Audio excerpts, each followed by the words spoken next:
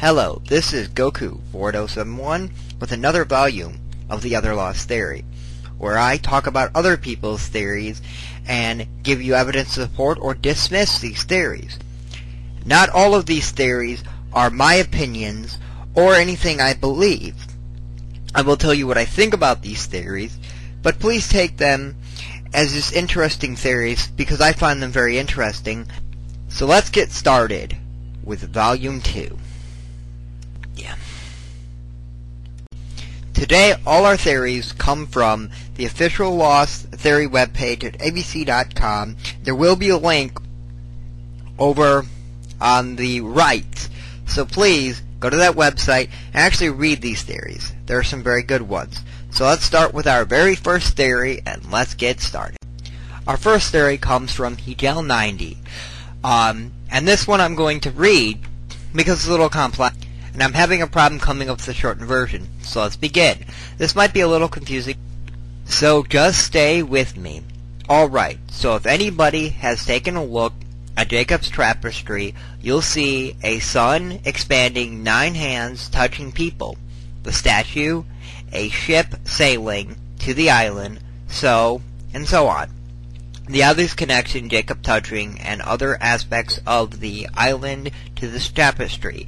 In the beginning of Jacob MM opening sequence, we see him adding a single thread to the work of art. Now, call me crazy, but what if every time there was a time loop repeat of events, or new people are brought to the island, Jacob adds to another thread to the tapestry? Jacob mentions they take a long time, but that's the point. Ergo, humanity will proceed, but over a long period of time. As you go down the thread, you can see that there are a series of events, which a little different from the next. Perhaps the end, which Mystery Man, and Jacob discuss, happens when the thread is complete. It acts as a countdown, if you will, till the end. It's a long shot, but hear me out. Jacob places a thread, goes to the beach, and a boat is seen bringing a new batch of people to the island. Begins the new thread. Now, I don't know if he adds threads for every time loop, or for every group of people brought to the island throughout time, but I believe every group brings something new. They progress, which is why the tapestry changes. Jacob could have completed that thread in a week if he wanted. It must have a higher significance than being simply a history lesson of the island. So now let's begin with me talking about this and telling you what I believe about this theory. This theory is actually quite interesting. I've thought about it, and I actually agree with this. There is most likely some higher significance to it. They actually did bring it up twice in the episode, in the finale, in both parts. And it seems like it probably will. And I find this very interesting that somebody actually noticed this. I watched the episode 3 times, and I didn't even notice this once. So this is a very interesting theory. Very, very good read. And the person really watched the show very closely to find little details. And this is the kind of stuff that will actually find us answers or clues to the bigger answers of the island. This was a very good read, and hopefully you enjoyed it. So I don't have much to talk about it, but there really is not that much to really talk about. It's just that I believe it's very, very possible this could actually be true. Now let's get to the next theory.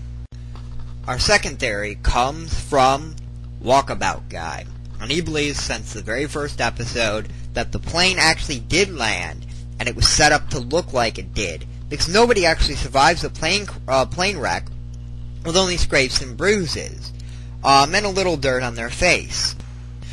And this brings him to Season 6, and all the dead Losties returning. He thinks we will see the Losties on 815 pre-crash, and we will see the real reason all the losties ended up on the beach. When the air masks drop, everyone puts one on, and I believe they were gassed and placed on the beach. Now, I find this theory very interesting, but I find a lot of flaws in it. First of all, as we know, several characters did not actually put on a gas mask. Also, people like the pilot, how the heck would they have managed breaking up the plane, putting chunks there? I mean, this would have had to have been some huge conspiracy. There's a lot of problems with this theory. It's very interesting, it's a very good read, but I don't believe it in any way, shape, or form. I believe that he's stretching his mind and coming up with good theories, but I don't actually believe this one has any possibility of being true. But it's still a very good read, and it was very interesting thinking about it and coming up with reasons why it's wrong. And I do strongly believe this one is wrong. But it was still a very good read, so let's get to the next theory. Shall we? Our next theory comes from Mr. Solo Dulo. And this is a theory I've heard a lot, actually. And this is the one I currently saw of this one. So, he gets credit for this one this time. But I've seen this a lot. In the Season 5, the finale, the incident, Jacob touches most of the major characters of the show, not Juliet. But he notices that all but Locke was touched with the left hand. Locke was touched with the right hand. And he's thinking that there is something to this. Very, something to why was John Locke touched with the right hand and everyone else was touched with the left. And I find this very interesting. I didn't notice the touching part myself, where he's touching all the losties. But I do believe that, and most people do believe that there is some significance to why he was touching them. There's got to be a reason for it. I don't know. This is more of an observation than a theory, but observations are very good because they give us clues to answers that we'll eventually figure out in the future. And this is a very big clue. And I think there's something to this that we aren't seeing, but this is a very big clue. It's not wrong because there's nothing to be wrong. It's an observation. And it's a very good observation, and I can't wait to see why he touched everyone, because there's a reason, and we will most likely find out very early in Season 6, I do believe. Now on to the final theory, and it comes from Hurley's Scrubby Face. And the person who wrote this theory questions, how did Ben know to take Locke to the cabin?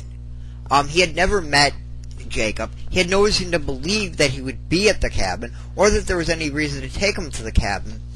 And once reading this recently, just before I started doing this part of the segment, I realized that he took him to it because he didn't think there was going to be anything there. He thought it was an empty cabin. He used to be another.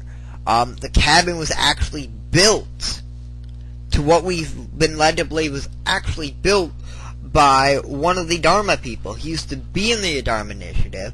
He used to be a kid of Dharma, and he eventually became part of the Dharma Initiative, so he probably would have known about this cabin, and there's reason to believe that this was just some ploy to get him there. And it's a pretty good observation. This is yet again another observation, but there's a really easy answer to this, and there it ends. 4 theories, so let's get to the close.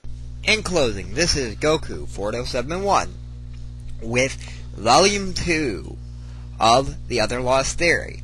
If you've enjoyed these theories, or even if you have something to say about them, like evidence to approve or disapprove these theories, please leave me a comment or a video response.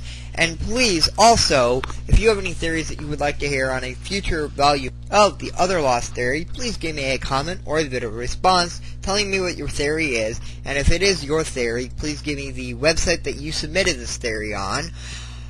And also, your name on that website so you can get the proper credit. I'm not trying to steal anybody's credit. And if it's not your theory and it was just a very good theory you found, give me the website you read it on, and also who published the theory. Now, thank you, have a good day, and hope to be back in a week for the next volume of the Other Lost Theory. Have a good day.